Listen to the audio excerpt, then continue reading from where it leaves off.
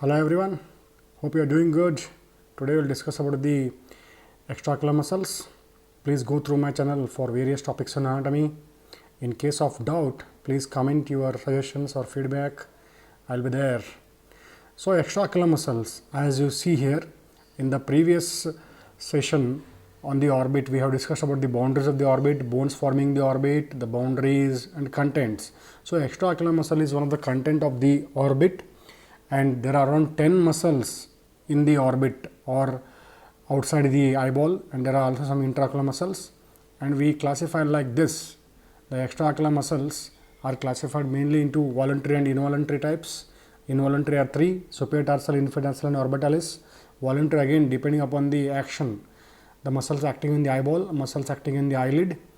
Muscles acting in the eyelid is levator, palpebral, superioris, whereas acting in the eyeball are recti and oblique. They are called as recti and oblique because of their direction. Recti are straight, oblique have an angular approach or angular direction. So 4 recti and 2 obliques are there. 4 recti are superior, inferior, medial and lateral, and 2 obliques superior and inferior. And obliques have opposite action to their name. Superior oblique helps in depression, inferior oblique helps in elevation. Remember that. So this is the detailed classification, and now we will see, when you see this model with the facial muscles there, and as you already know about the facial muscles, so when you see the right side, now we have take the orbicularis oculi muscle, that is orbicularis oculi having 3 parts. It's a facial muscle, and when you take out that, you will see the eyeball with its extraocular muscles. What we can say, that is, first what you see is a levator palpebrae superioris. Beneath that there will be superior rectus, inferior rectus, medial and lateral rectus. You can see those. So 4 recti are highlighted here: superior, medial, lateral and inferior, and you can see they are forming the cone of the muscles around the eyeball. You can see how they surround the eyeball here: superior, lateral, inferior and medial rectus. So remember the SLIM, SLIM, that will help you to understand the insertion also, that will discuss ahead. Okay, so when you take out this orbicularis oculi, you will see all the muscles, that is levator palpebrae superioris above the superior rectus.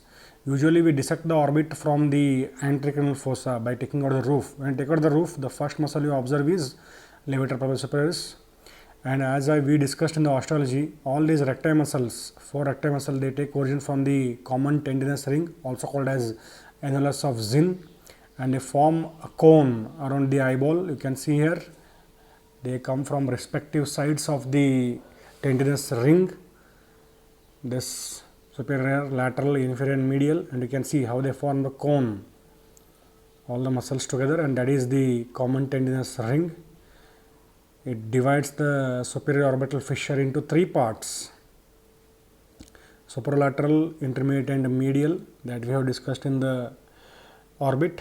Please go and see that the session on orbit, and here you can see that is the levator palpebrae superioris coming from the roof, from the lesser wing of the sphenoid, and beneath that you will see superior rectus.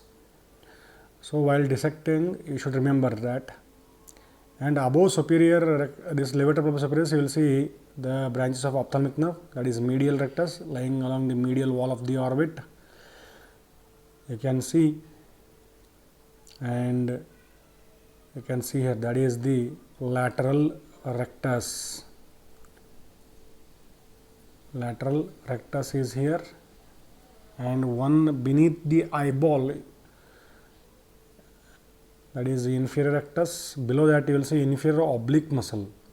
Inferior rectus is above inferior oblique there. And coming to the insertion of all these recti muscles, they insert into the sclera, or we can say limbus, corneoscleral junction, along the spiral of Tilloch's. Remember SLIM. So remember the approximate distances: 8 mm, 7 mm, 6 and 5. 8, 7, 6, 5 clockwise, you remember SLIM. And this is the spiral of Tilloch's. Along this spiral line, there will be insertion of these 4 recti muscles. Remember 7.7 roughly as 8, 6.9 as 7, and 5.5 as 6, like that. So it describes the insertion of rectus muscle in relation to limbus. Limbus is corneoscleral junction.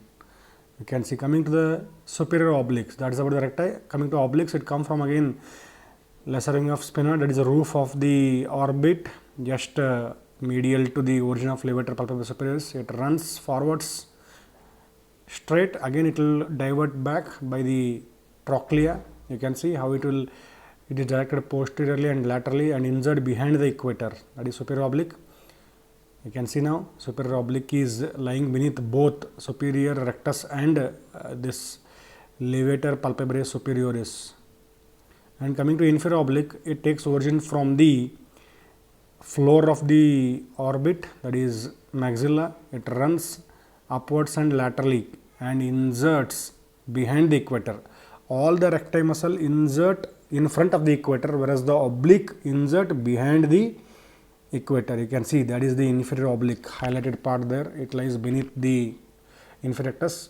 Coming to the nerve supply, remember as LR6 SO43, lateral rectus is supported by 6th nerve, superior oblique by 4th nerve, and remaining by the 3rd nerve. LR6 SO43. Remember this formula. It's a mnemonic to remember the nerve supply of these extraocular muscles. Coming to the functions. So adduction of the eyeball is caused by medial rectus, that is the medial movement, and abduction is caused by lateral rectus around the vertical axis. You can see here elevation and depression around transverse axis, adduction and abduction around the vertical axis. You can remember that elevation and depression along the transverse. Convergence, that is the simultaneous nasal movement of the eyeball. Divergence is simultaneous temporal movement of the eyeballs. And you can remember the various functions here. Elevation is caused by superior rectus and inferior oblique. Oblique, O for oblique, remember opposite action. Whereas depression is caused by inferior rectus and superior oblique. Intorsion is caused by superiors, whereas extorsion is caused by inferiors. Remember, adduction is caused by the recti muscle except the medial, abduction is caused by recti except the medial rectus, remember like that. And coming to the levator palpebrae superioris, it is taking origin from the roof lateral to the origin of superior oblique, and it divides into 3 slips or 3 lamina. Upper lamina goes to the skin of the upper eyelid at the conjunctival fold there. Middle lamina continue as the Muller's muscle in the eyelid or tarsal plate. You can remember that. And nerve supply of levator palpebrae voluntary part is by the oculomotor nerve, whereas involuntary action is by sympathetic. You can remember this. Applied aspects. Abnormal deviation of the eyeball is known as squint. Medial squint is caused by damage to abducent nerve, whereas drooping of the eyelid is called as ptosis. It may be caused by the paralysis of levator palpebrae superioris. And this is the nerve supply. Trochlear nerve and oculomotor nerve come from midbrain, abducent come from pons. And coming to the arterial supply, ophthalmic artery supply all these muscles by medial muscular and lateral muscular branches. You can see there. Thanks for watching. Please like, share and comment, subscribe and press bell icon for regular posts on various topics of anatomy. Please comment your feedback. Thank you.